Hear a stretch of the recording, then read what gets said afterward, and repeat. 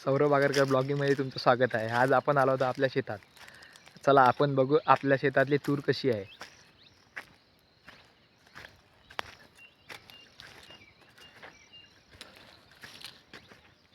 खाऊन बघू थांबा.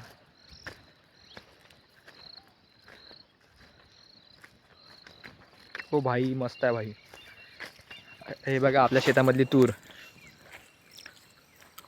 यावेळेस आपण आपल्या शेतामध्ये तूर आणि सोयाबीन पेरलं होतं. चाललोय आपल्या शेतामध्ये तुरीचे जवळपास 60 तास आहे. 60 तासामधलं इथं बघू आता समोर चाललोय. हा आपल्या वावरातला पाट दाखवतो तुम्हाला. हे बघा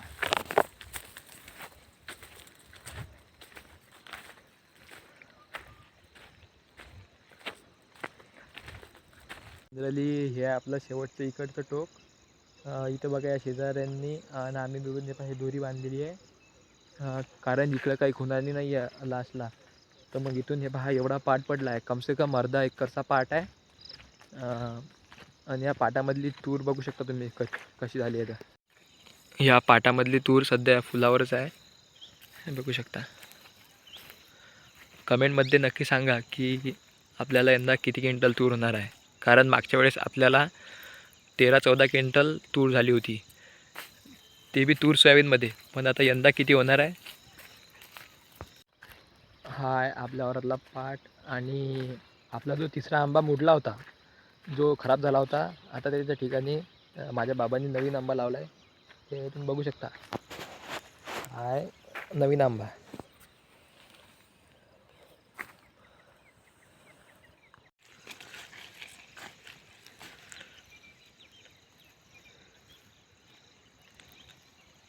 होतं आहे आपलं शेत कंप्लीट आणि आपण चाललो आहे आता घरी.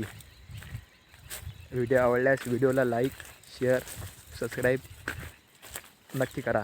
बापू किसान है सबसे अलग, छोरी अपनी पहचान है. शहर वाले देखे होगे छोरे तूने सारे, गाँव वाले छोरे दी खुद दी पहचान है. खेतों में जाके देख हरियाली मेरे गाँव की, तो भाएगी ना हवा तुझे कहीं और.